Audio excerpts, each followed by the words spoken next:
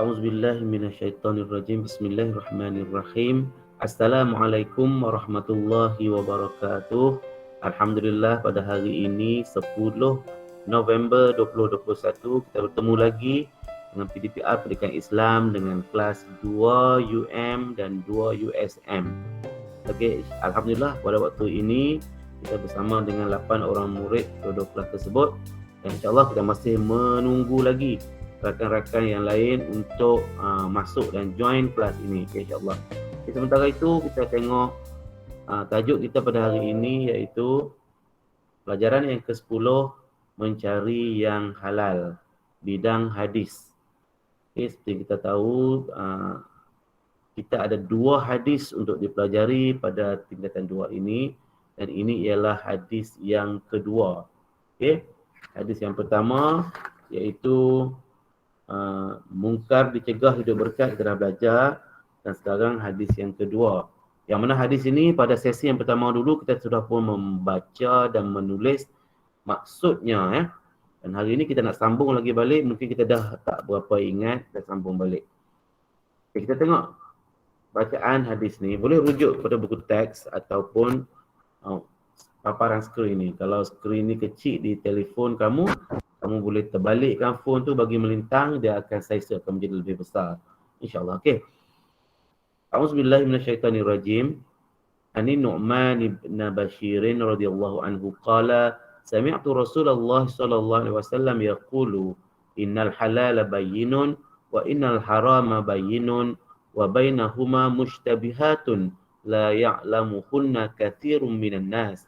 فَمَنِ اتَّقَى الشُّبُهَاتِ اسْتَبْرَأَ لِدِينِهِ وَعِرْضِهِ وَمَنْ وَقَعَ فِي الشُّبُهَاتِ وَقَعَ فِي الْحَرَامِ كَالرَّاعِي يَرْعَى حَوْلَ الْحِمَى يُوشِكُ أَنْ يَرْتَعَ فِيهِ أَلَا وَإِنَّ لِكُلِّ مَلِكٍ حِمًى أَلَا وَإِنَّ حِمَى اللَّهِ مَحَارِمُهُ أَلَا وَإِنَّ فِي الْجَسَدِ مُضْغَةً إِذَا صَلَحَتْ صَلَحَ الْجَسَدُ كُلُّهُ وَإِذَا فَسَدَتْ fasadal jasadu kulluhu ala wahiyal qalbu. Muttafaq alaih. Okey, semua boleh ikut saya baca nah. Boleh on mic tak? Ikut saya baca. Anin Nu'man ibn Bashirin.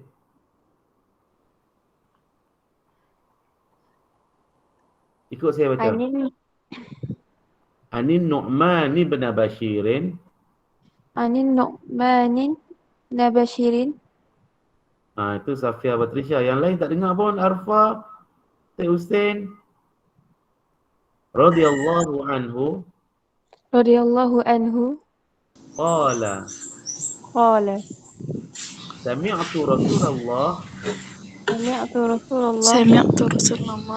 Sallallahu alaihi wasallam.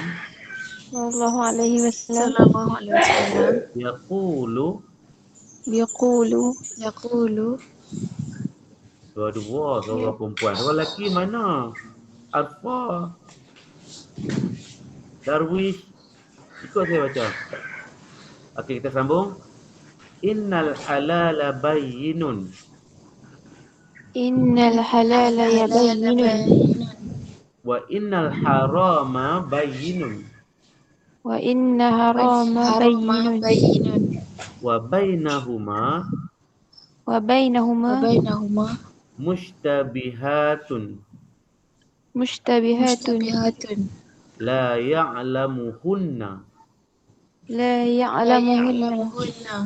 katsirun minan nasi. Famanittaqash syubuhati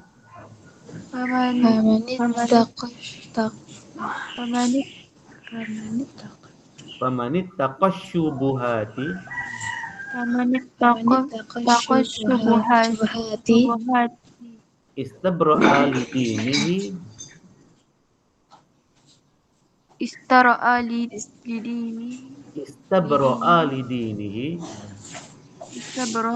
lidinihi wa 'irdihi wa man waqa'a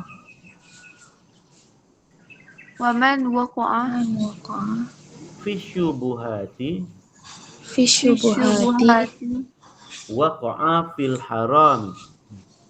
وقع وقع في في الحرام الحرام كالراعي يرعى كراعي يرعى يرعى حول الحمى حول حول الحمى يوشك يوشك يوشك أن يرتع فيه أن أن يرتع يرتع فيه فيه ألا ألا ألا وإن لكل ملك وإن وإن لكل لكل ملك ملك حمى حمى ألا ألا وإن حمى الله وإن وإن حمى حمى الله الله محارمه محارمه محارم ألا ألا ألا وإن في الجسد وإن في الجسد مضغة مضغة إذا مضغة صلحت إذا صلحت إذا صلح صلحت الجسد صلح صلح الجسد الجسد كله كله كله وإذا فسدت وإذا وإذا فسدت فسد الجسد فسد فسد الجسد الجسد كله كله كله ألا ألا ألا وهي القلب. وهي وهي القلب. القلب. Okey, saya dengar suara Safia Batrisya dengan Nonadia. Yang lain saya tak dengar. Arfa tak dengar, Iqbal tak dengar, Farid Iqbal tak dengar, Ezri tak dengar. Okey, tapi saya percaya kamu turut menyebutnya di belakang mic. Saya terpaksa bersangka baik. Mungkin mic rosak. Okey, sekarang kita nak tengok maksud pula. Okey, kita dah baca hadis ni. Sepatutnya kamu baca sendiri hadis ni sehingga lancar di mulut. Kerana hadis ni ialah kata-kata baginda Rasul sendiri. 1400 tahun yang lalu, yang mana masih kekal hari ini dan kita sebut seperti mana yang Rasul kita sebut. Apa yang Rasulullah kendaki daripada hadis ini. Dia nak kita buat apa? Kita tengok maksud dia. Innal halala bayyinun wa innal harama bayyinun. Maksudnya, Safia Batrisya baca maksudnya. Saya bagi besar sikit. Okey, macam tu. Sesungguhnya yang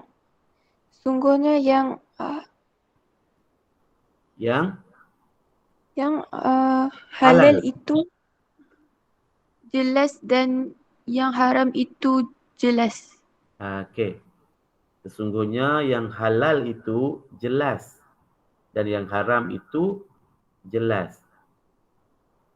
Okey, Nonadia baca maksudnya wa bainahuma mushtabihatun la ya'lamuhunna katsirum minan nasi.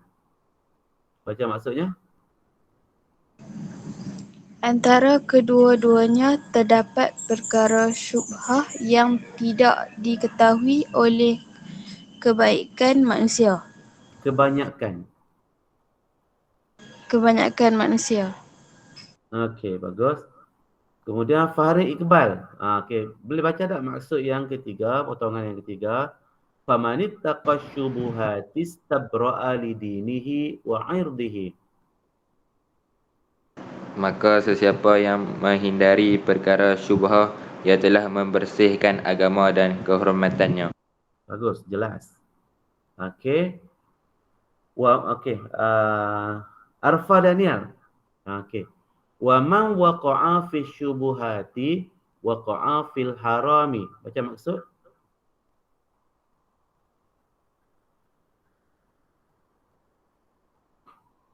Dan sesiapa yang terjerumus ke dalam syabahah, maka dia terjerumus ke dalam perkara yang haram.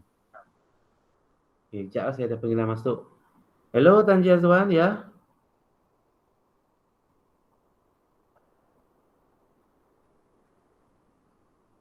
Boleh pergi tak ke sekolah hari ni pukul 8.30 untuk terima tu?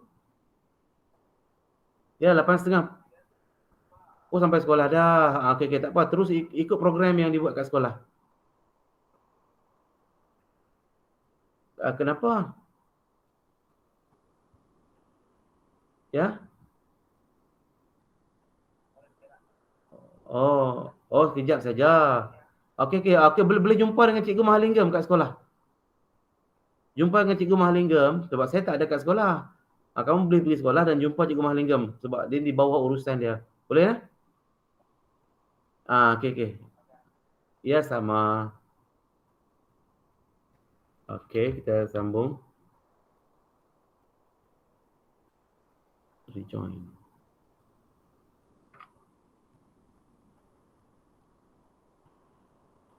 Okey, siapa baca tadi? Arfa Daniel kan? Seterusnya kita tengok pula. Karra'i yar'a. Okey, haulal hima. Darwish.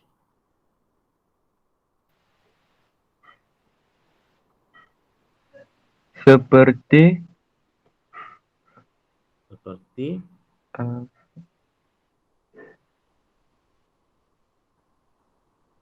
penggembala. penggembala yang Menggembala. mengembala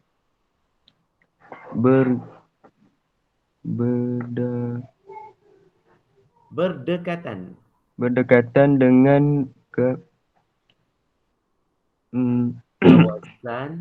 kawasan larangan. Ya, betul.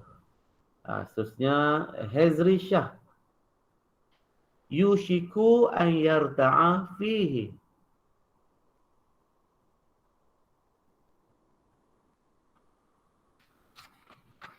Hezri Shah.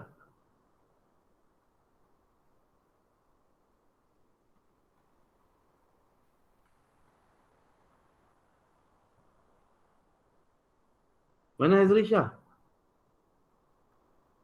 Okey, baca maksud. Yushiku an yarta'a fihi. Baca maksud dia.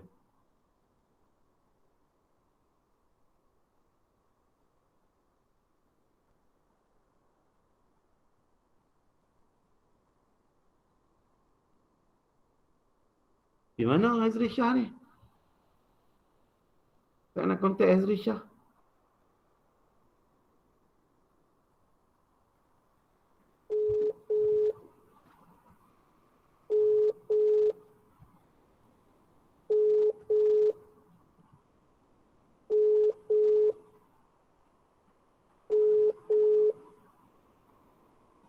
Ustaz, dia kata dia tak erti baca. Ya? Kata dia tak erti baca.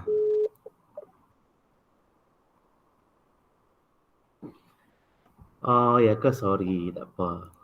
Kita ada masa yang cukup untuk kita baik pulih di mana keperluan untuk kita baik pulih. Okey.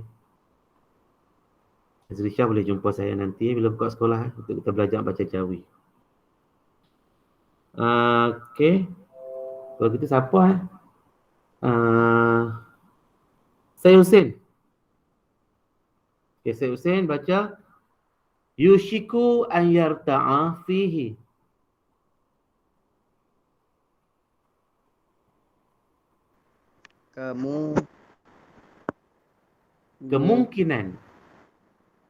Kemungkinan dia akan masuk ke kawasan larangan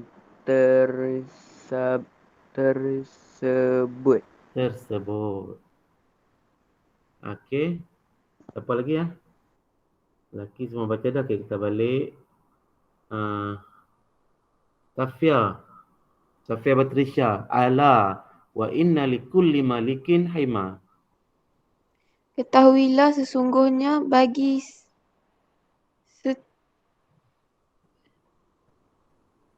setiap raja itu memiliki kawasan larangan. Okey, bagus. Kemudian Safia Batrisha. Nur Nadia Batrisha. Ala wa inna himallahi maharimuhu.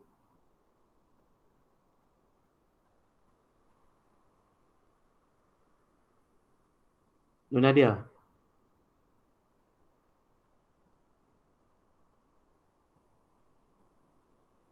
Ala wa inna himallahi maharimuhu.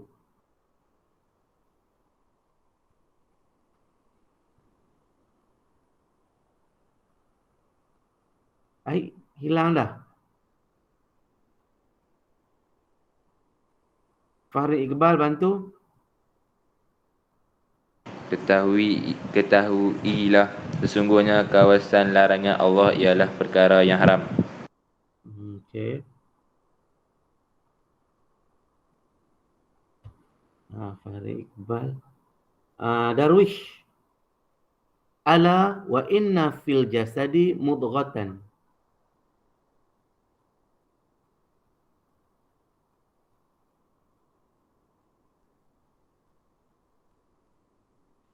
Yang mana Ustaz? Yang terpapar di skrin tu. Ala wa inna fil jasadi mudghatan.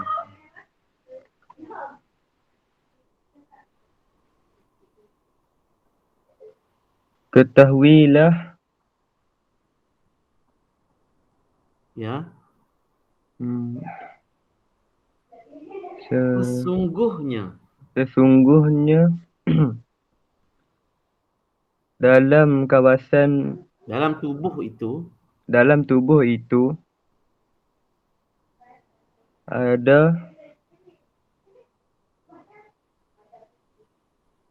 seketul betul apa?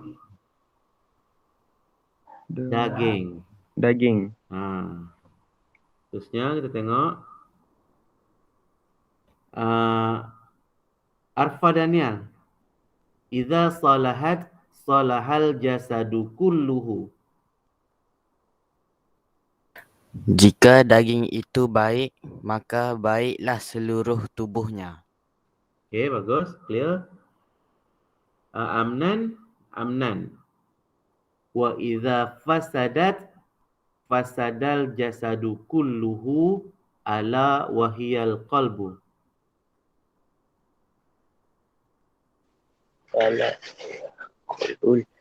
Jika daging itu rosak, maka rosaklah seluruh tubuh. Ketahuilah bahawa daging itu ialah hati. Bagus. Okey, kita dah baca dah maksudnya keseluruhan. Jadi kita nak keluarkan apakah kehendak dan pengajaran yang kita nak amalkan daripada hadis ni. Okey, sebelum tu pertamanya kita nak tahu apa kehendak hadis ni. Dia nak apa? Dia nak suruh kita buat apa? Kita tengok balik, baca secara keseluruhan.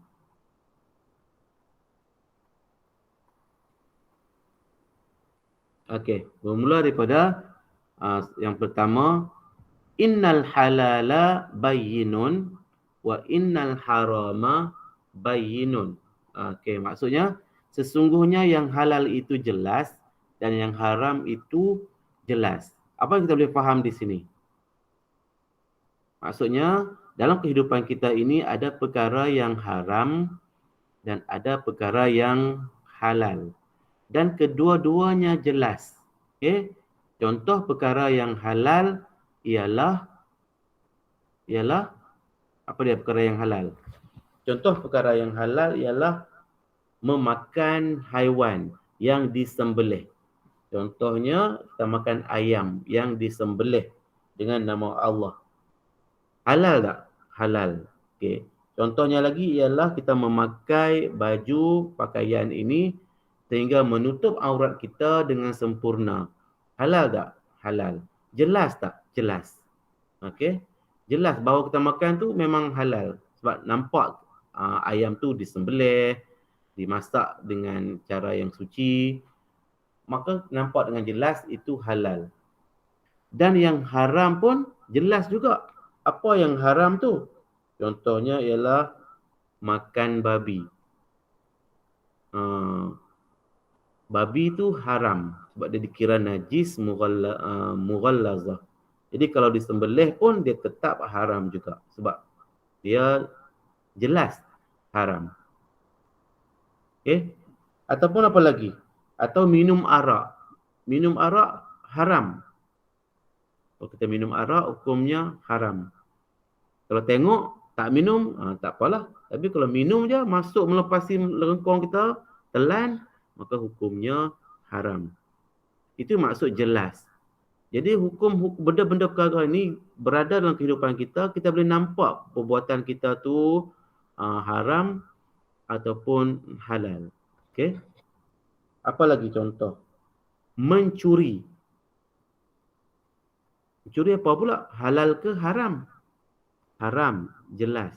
Tak ada tak ada pertikaian apa-apa, orang tahu. Pakai pakaian tu aurat tu halal.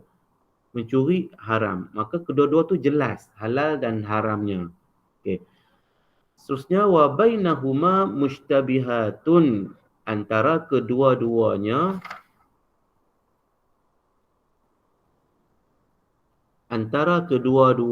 halal dan haram itu mushtabihatun, terdapat perkara syubhah. Okey, kita ejaz syubhah, S Y U B H A H, syubhah. Ataupun orang dalam bahasa Melayu ada perkataan subahat, kan? Bersubahat. Datang daripada syubhah ni lah. Okey, apa dia syubhah ni? Okey, iaitu perkara yang terdapat di antara kedua-dua halal dan haram tu. Tak nampak halal sangat, tak nampak haram sangat, duduk di tengah-tengahnya. Tak tahu nak kata halal ke ni, haram ke ni. Jadi perkara itu disebut sebagai syubhah. Okay, dalam bahasa Arab mushtabihatun wa bainahuma mushtabihatun. Antara kedua-duanya yang halal dan haram tu terdapat perkara syubhah. La ya'lamuhunna kathirum minan nasi, yang tidak diketahui oleh kebanyakan manusia. Okey, jadi wujudnya elemen yang ketiga, yang mana kebanyakan manusia tak tahu halal ke, haram ke, tak tahu hukum. Sedangkan yang halal tu jelas kita nampak, makan babi memang confirm, jelas kita nampak itu haram. Mencuri memang perbuatan tu haram. Okey. Ada di antara yang halal dan haram tu perkara yang diragui. Tak tahu nak kata haram ke, tak tahu nak kata halal ke. Jadi yang itu kita namakan syubhah. Okey. Terusnya famanittaqa syubuhati stabra'a lidinihi wa 'irdihi. Okay, Nabi kata apa? Maka sesiapa yang menghindari perkara syubhah, dia telah membersihkan agama dan kehormatannya. Jadi kita sebagai orang Islam ni, kalau kita nak makan ke, nak buat sesuatu perkara ke, kena pastikan benda itu halal. Okay? Siapa yang berusaha untuk menjauhi perkara yang syubhah ni, yang dia tak tahu hukum ni haram ke, halal ke, maka dia pun tinggalkan perkara tu, maka dia telah membersihkan agamanya dan kehormatannya. Terusnya, wa man waqa'a fi syubuhati waqa'a fil harami. Dan sesiapa yang terjerumus ke dalam syubhah, terbuat perkara syubhah, termakan perkara syubhah dan sebagainya, maka dia terjerumus ke dalam perkara yang haram. Nampak tak?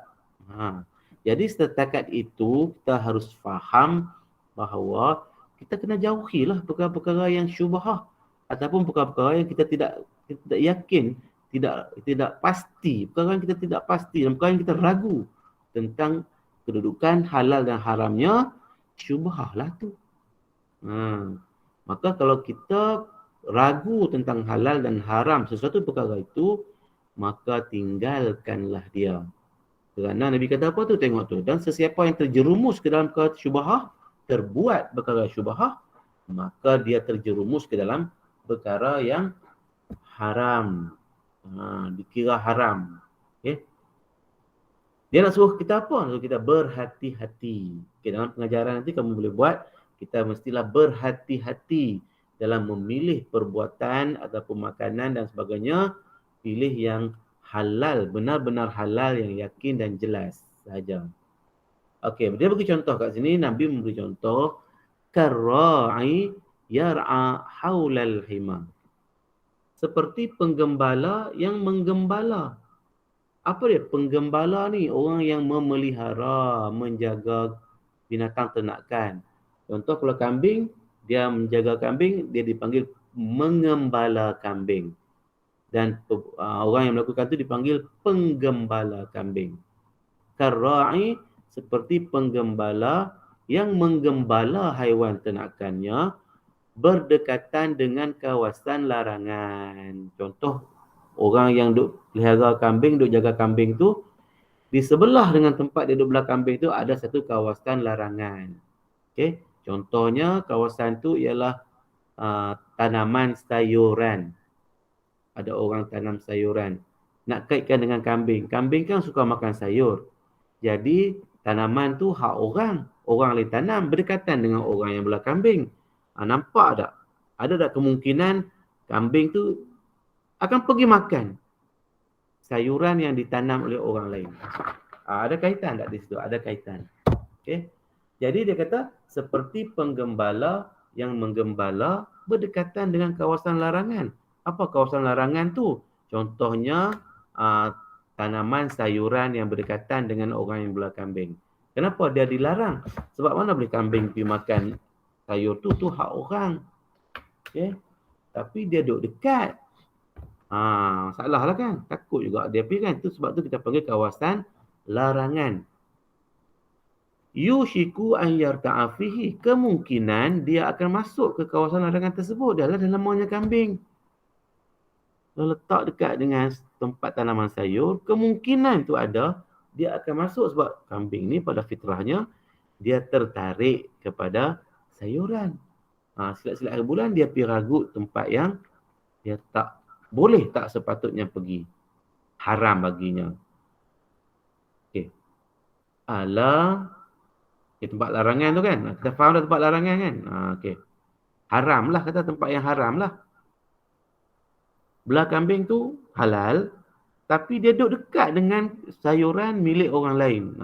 Maka hak tu haram kalau dia pergi makan. Itu maksud kawasan larangan. Ala wa inna likulli malikin hima. Ketahuilah. Ni Nabi seru kat kita ni. Woi hampa, habis kau macam tu lah. Ketahuilah. Sesungguhnya bagi setiap raja, likulli malikin hima. Setiap raja itu memiliki kawasan larangan. Okay. Contohnya istana raja. Boleh tak kita pergi suka-suka hati kita pergi masuk dalam kawasan raja? Tak boleh kan? Merupakan kawasan larangan. Setiap raja ada kawasan larangan dia. Kita tak boleh pergi masuk ikut dan kita aja. Ala wa inna himallahi maharimuhu. Ketahuilah juga Allah pun ada kawasan larangan dia. Sesungguhnya kawasan larangan Allah ialah apa dia? Kawasan larangan Allah tu. Kalau raja, kawasan larangan dia ialah taman dalam istana dia. Itu kawasan larangan dia, kita tak boleh masuk. Larangan Allah ialah kawasan larangan Allah ialah apa dia? Perkara yang haram. Okay. Semua perkara-perkara yang haram adalah kawasan larangan kepada Allah. Kalau kita tak boleh masuk ke dalam kawasan larangan raja, samalah juga kita tak boleh masuk ke dalam kawasan larangan Allah. Jadi apa kawasan larangan Allah? Bukanlah taman seperti raja tu tak, tapi merupakan perkara yang haram. Okay. Semuanya dilarang oleh Allah, maka itu merupakan kawasan larangan dia. Tak boleh masuk lah. Dah nama kawasan larangan. Kalau masuk juga, kawasan larangan Allah, apa implikasi dia? Samalah dengan implikasinya kalau kita masuk ke dalam kawasan larangan raja. Kalau hampa pergi lompat masuk dalam taman raja dalam istana tu, agak-agak apa akan berlaku? Kena tangkap dengan guard istana. Lepas tu akan dihukum. Macam itulah kawasan larangan Allah pun sama. Okay. Nabi sebutkan lagi, ala wa inna fil jasadi mudghatan. Ketahuilah sesungguhnya dalam tubuh manusia itu, dalam jasad manusia itu, mudghatan, ada seketul daging. Ni dalam tubuh kita, dalam badan kita ni. Daripada kepala sampai ke kaki di dalam tubuh kita ni ada seketul daging. Ada satu organ, ada satu bahagian dalam tubuh kita ni. Idza salahat salahal jasadu kulluh. Jika daging itu baik, maka baiklah seluruh tubuhnya. Daging, seketul daging yang dalam tubuh manusia itu, kalau dia baik daging tu, seluruh tubuh akan jadi baik. Tangan jadi baik, kaki jadi baik, mata jadi baik, telinga jadi baik. Dengan syarat daging itu baik. Wa idza fasadat fasadal jasadu kulluhu. Jika daging itu rosak, maka rosaklah seluruh tubuh. Jika daging yang dikatakan itu rosak, habis semua seluruh tubuh akan rosak. Tangan akan rosak, kaki akan rosak, mata, telinga, semua akan rosak. Jadi apa dia daging tu? Ala wahiyal qalbu. Ketahuilah bahawa daging itu ialah hati. Hati kita merupakan controller kepada semua perlakuan tubuh badan kita. Yang daging, yang seketul daging yang disebut oleh Nabi itu, yang berada dalam tubuh kita itu ialah hati.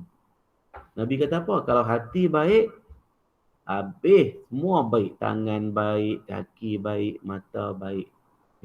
Sebab hati yang kontrol. Seluruh tubuh kita ni dikawal oleh hati. Hati ada perasaan, ada rasa, ada keinginan.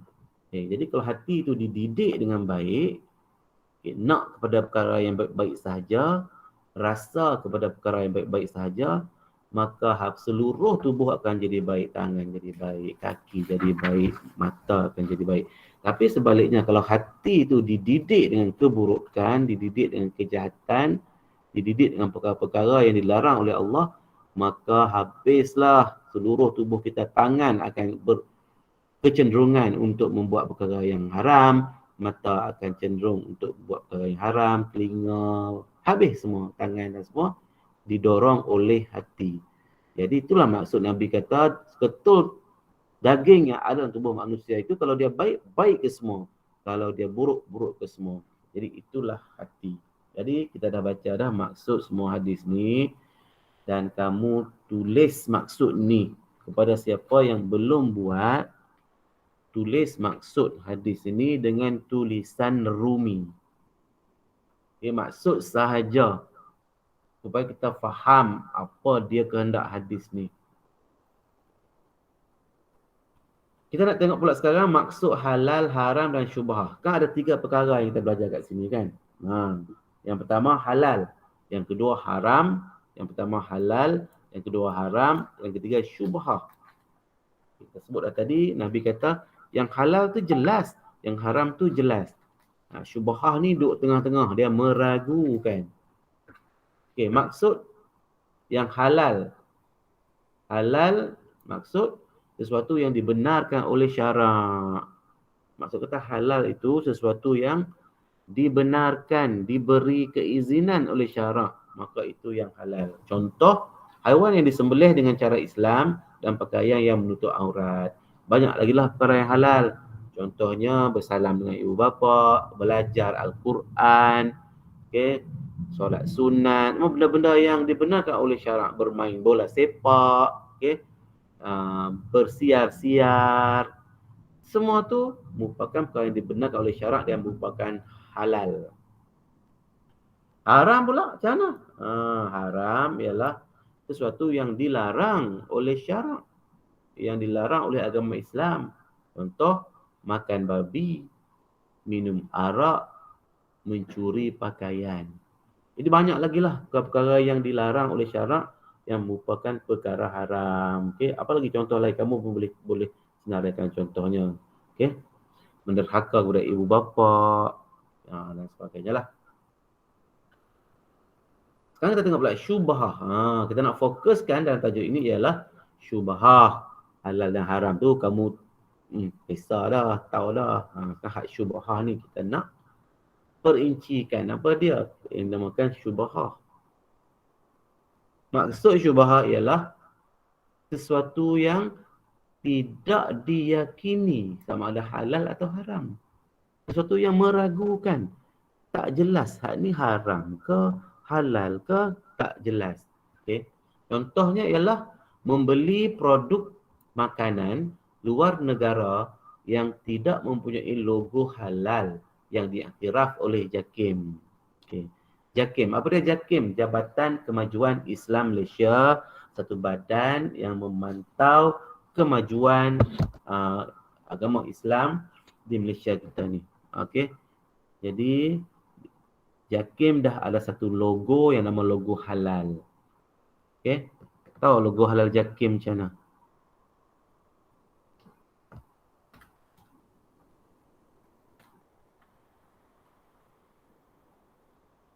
Logo halal JAKIM. Ni logo halal JAKIM. Macam ni. Ini logo halal JAKIM. Ini dia logo halal kita. Dia bulat, ada tulisan halal, ada Rumi dan Jawi. Tulis Malaysia kat situ. Tak apa clear lah ni. Lain. Ini. Okey. Bulat di Malaysia ada tulis Rumi dan ada tulis Arab Malaysia di bawahnya, mim alif lam ya zai ya alif. Ni logo halal JAKIM. Jadi logo halal JAKIM ni diberi kepada produk-produk buatan yang dibuat secara sah halalnya. Macam tu. Jadi membeli produk makanan luar negara boleh tak? Sekarang kan kita ada boleh beli secara online kan? Boleh shopping secara online sama ada daripada dalam negara ataupun luar negara. Banyak platform-platform online, contohnya eBay, contohnya Amazon dan sebagainya yang menjual produk-produk makanan juga. Jadi boleh tak kita beli? Sedangkan produk itu dibuat oleh orang yang bukan Islam dan tentu tidak ada logo halal kat situ. Kalau ikut hukumnya, kalau benda tu kita yakin tidak ada perkara yang haram, tak ada babi ke, tak ada lemak haiwan yang tak halal, tak disembelih dan sebagainya, maka confirm benda tu halal walaupun dia dibuat oleh orang bukan Islam. Tapi kita mana nak tahu dia dibuat luar negara dan tidak ada badan pun di sana yang seperti JAKIM untuk mengesahkan halal dan haram dia. Maka benda tu tak ada, tak yakin, ragu. Maka itulah dipanggil syubhah. Jadi nak makan tak? Nak makan tak? Kalau benda tu barang makanan yang tidak ada logo halal yang sah, yang diiktiraf oleh JAKIM. Kecuali lah di negara tu ada badan pengiktirafan halal juga. Seperti di negara-negara yang kita biasa tengok kan, logo halal Thailand, logo halal Indonesia. Okey. Di semua negara pun kebanyakannya ada logo halal, ada badan dia sendiri. Okay. Sekarang kalau kita beli Maggi contohnya kan, kat situ ada logo halal. Sama ada Indonesia ataupun Thailand, barang-barang makanan yang dibungkus. Okay. Contohnya keropok dan sebagainya.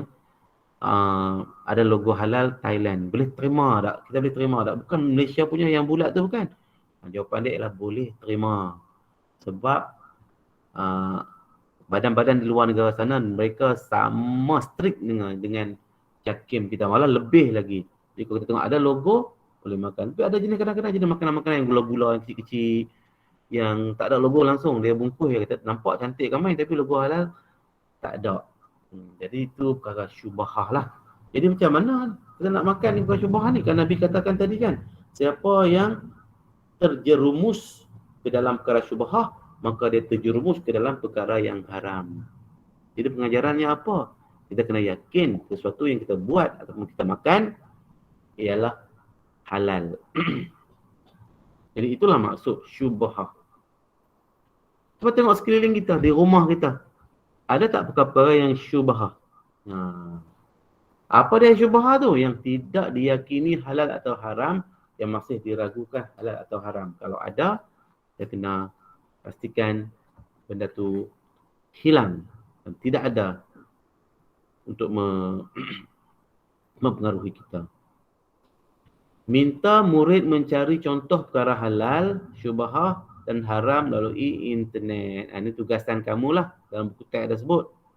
Minta murid mencari contoh perkara halal, syubhah dan haram melalui internet. Ini kamu akan buat sendiri. Hikmah menjauhi perkara yang haram dan syubhah. Hikmah ni apa?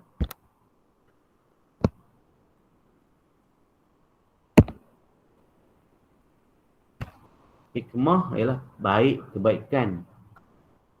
Advantage. Jadi bila kita menjauhi perkara yang haram dan syubhah ni, bukan yang haram sahaja nah.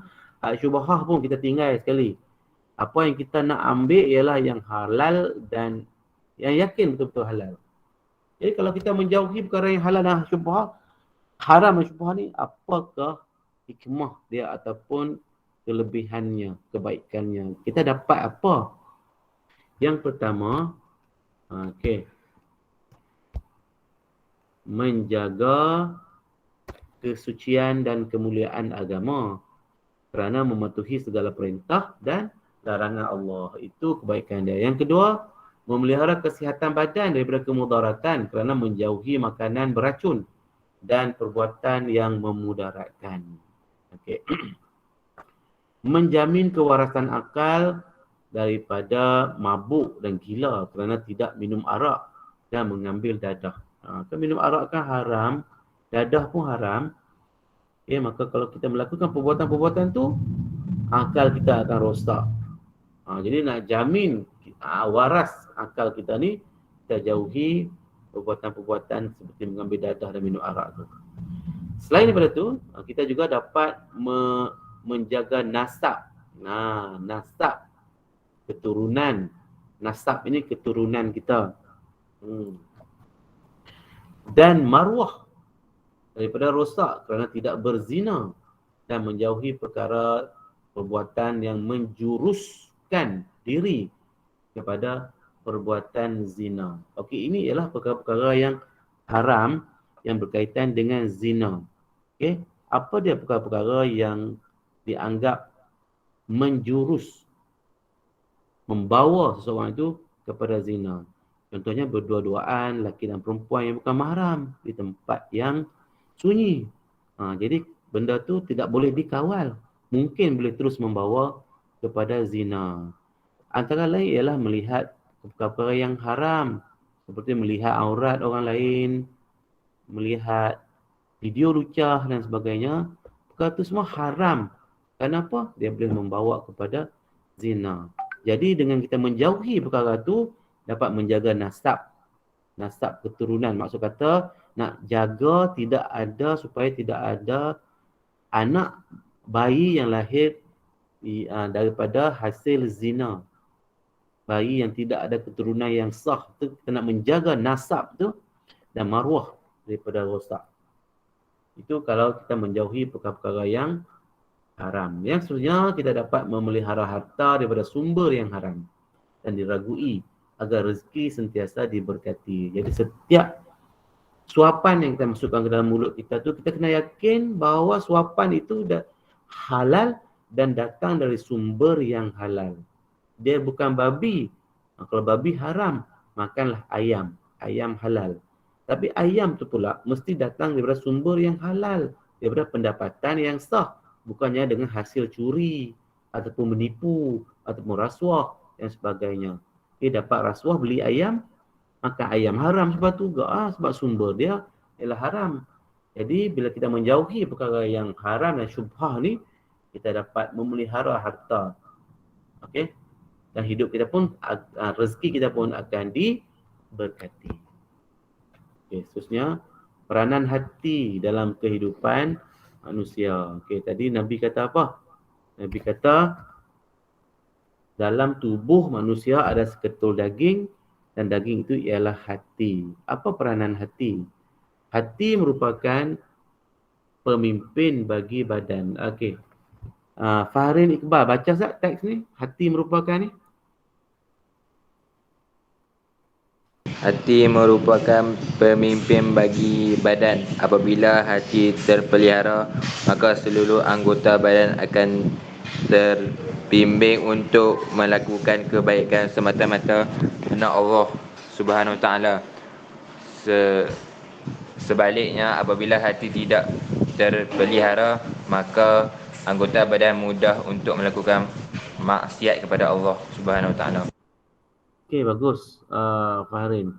Jadi maksud di sini, adakah hati terlibat dalam urusan-urusan hidup kita ni? Sama ada kita ni buat perkara baik ataupun buat perkara yang buruk, adakah hati terlibat? Macam mana? Tafia Batrisha, adakah hati terlibat dalam perbuatan-perbuatan kita? Apa Ustaz?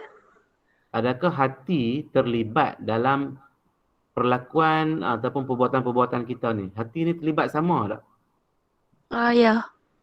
Ya, betul. Hati terlibat. Kenapa hati terlibat? Kerana hati merupakan pemimpin bagi badan. Dia kontrol. Okey. Contoh, kalau kita makan perkara yang haram, hasil curi contohnya, kaki terlibat tak kaki? Kaki tak terlibat. Bahu terlibat tak? Bahu tak terlibat. Kalau kita berjalan kaki pergi ke tempat maksiat, contohnya tempat judi, kaki terlibat tak? Kaki terlibat lah. Telinga terlibat tak? Telinga tak terlibat. Itu anggota-anggota badan. Tapi hati merupakan seketul organ yang ada dalam tubuh manusia. Apa saja yang manusia buat, terlibat tu dengan hati. Sebab hati merupakan pemimpin. Hatilah yang berkehendakkan itu. Hatilah yang suruh. Hatilah yang berasa nak ambil harta benda orang. Hatilah yang berasa nak mengata ke orang. Hatilah yang berasa nak ingat pada Allah. Semua datang daripada hati. Okay?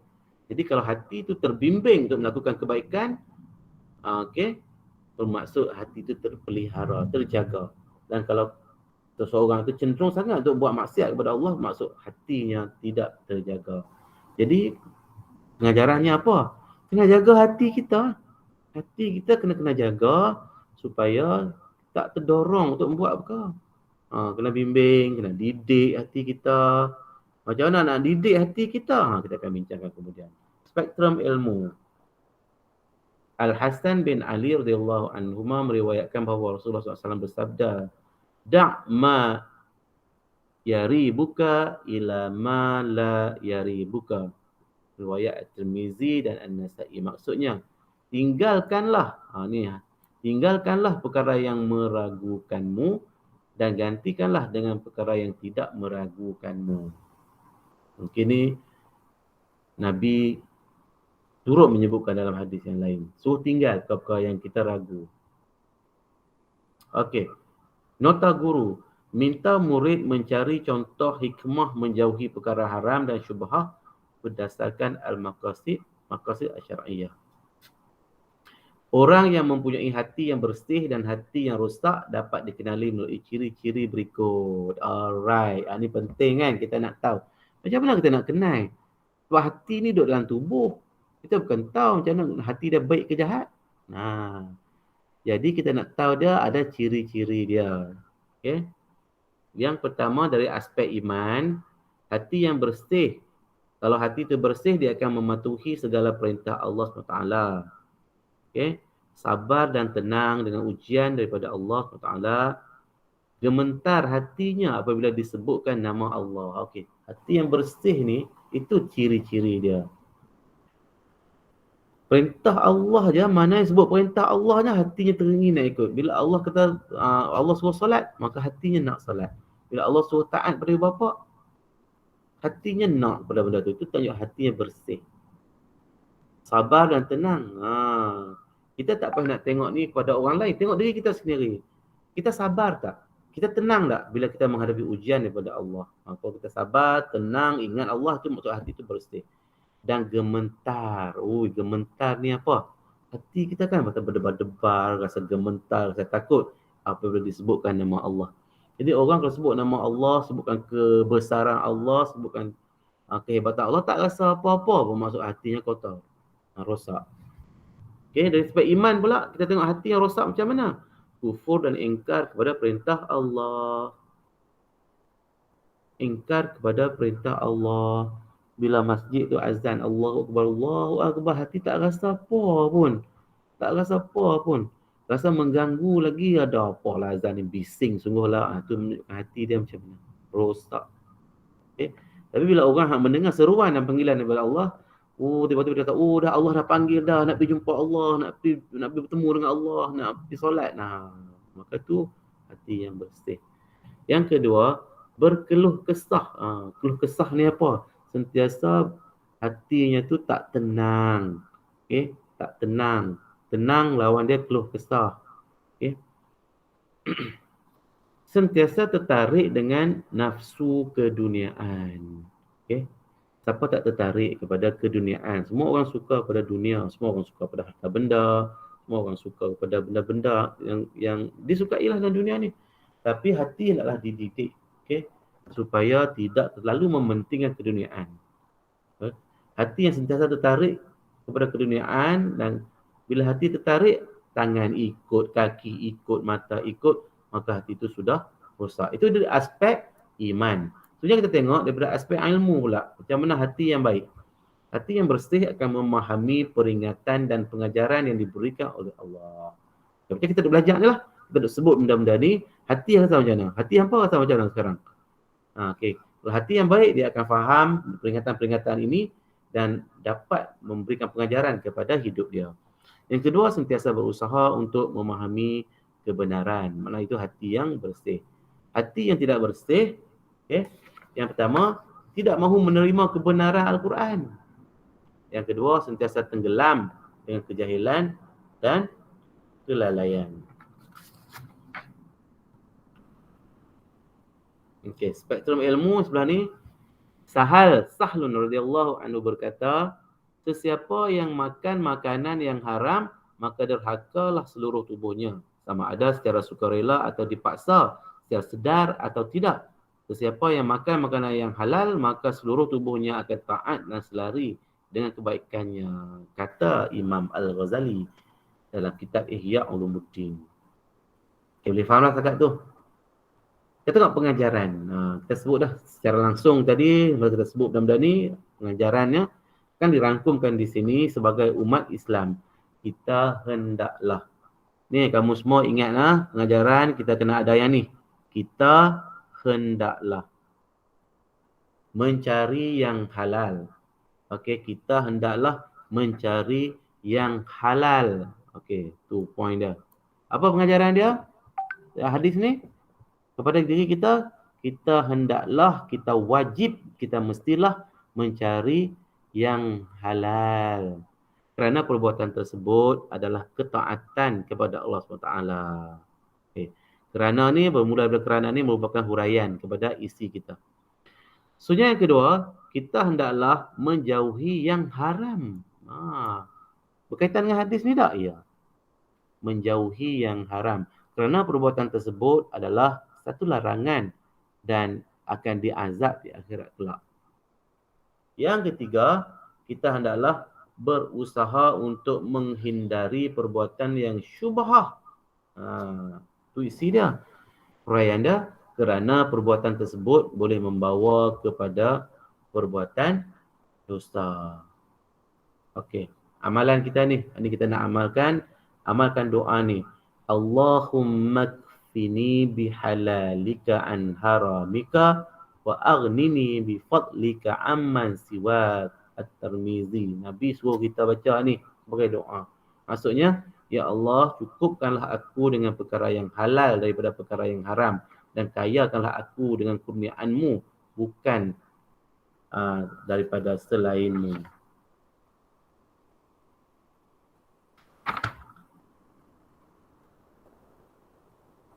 Okey, aktiviti apa kita nak buat selepas ini? Okey, kita tengok yang ni. Yang ni. Yang nombor 3 ni, tengok. Berdasarkan hikmah yang dipelajari, tulis nasihat secara umum di media sosial berkenaan dengan satu daripada situasi berikut. Okey. 1. Lelaki dan perempuan bukan mahram keluar bersama-sama naik motor. Kan? Itu satu situasi. Tuliskan nasihat secara umum di media sosial. Media sosial ni apa? Facebook, WhatsApp, Instagram dan sebagainya, Twitter. Okey. Kalau kamu ada media sosial tu, boleh buat. Dah kamu dah mempelajari tajuk ini, tajuk syubhah ni. Okey. Laki dan perempuan keluar berdua-duaan bersama-sama. Ini perkara apa ni? Halal ke, haram ke, syubhah? Cuba jawab. Haram. Ya, Haram. haram. Ini adalah perkara syubhah. Sebab ragu. Okey, sebab kita meragukan. Yang haram ialah berzina. Tapi kalau keluar berdua-duaan tu boleh membawa kepada zina tak? Boleh membawa kepada zina. Maka perbuatan tu syubhah dan kena elak. Okey, yang kedua, melepak. Kan sekarang tu suka lepak kan? Melepak ni dia tak haram. Bukannya minum arak, bukan berjudi. Melepak, tapi melepak ni boleh membawa kepada yang haram tu. Maka dia dikira perkara syubhah. Okey, merokok. Siapa ni yang merokok? Merokok perkara yang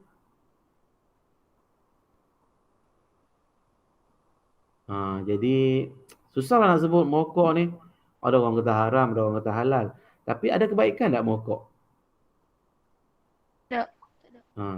Kita susah nak kata. Susah nak kata sebab ayah kita pun merokok kadang-kadang tu. Tok Wan kita pun merokok kadang-kadang tu. Jadi nak kata apa ni? Nak kata haram lagi, kena atas kepala ayah kita pula kan, contohlah kan. Tapi kita tengok sebaliknya. Ada kebaikan tak? Okey, tadi Batrisha kata tak ada pun merokok ni kebaikan dia. Maka dia ni dikatakan syubhah lah. Terus fikirkan halal ke haram ke, susah nak kata syubhah. Ada kebaikan tak? Tak ada. Dia tak ada, tak usah buat. Tapi orang-orang yang merokok dia kata apa? Tak boleh. Merokok ni sedap. Merokok ni rasa puas. Merokok ni rasa macam handsome. Rasa macam macho. Contohnya macam tu kan. Jadi benda tu semua tak ada kebaikan. Dan bila boleh merosakkan diri pula tu dengan dapat penyakit kanser paru-paru dan sebagainya. Okey. Jadi benda tu haram. Jadi yang keempat apa? Tidak menutup aurat dengan sempurna. Ini haram lah. Sebab memang jelas Allah sebut dalam Al-Quran suruh tutup daripada pandangan orang yang bukan mahram. Tiba-tiba pergi berdedah, maka itu confirm haram lah. Jadi antara empat situasi ni kamu dikenaki buat apa? Tulis nasihat. Tulislah kata-kata macam mana pun. Tulislah kata-kata macam mana pun. Yang penting dia bermaksud nasihat pada orang, rakan-rakan kita, follower-follower kita supaya menjauhi perbuatan-perbuatan tersebut. Maksudnya kepada diri kita sendirilah. Okay? Yang kita sebut tu kalau orang tak mau ikut, macam mana? Yang penting diri kita sendiri. Okey, jadi setakat tu ada soalan nak tanya tak? Jadi kamu faham lagi tajuk ni?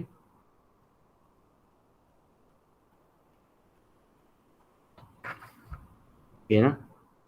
Boleh stop kat sini tak? Farin boleh stop kat sini tak?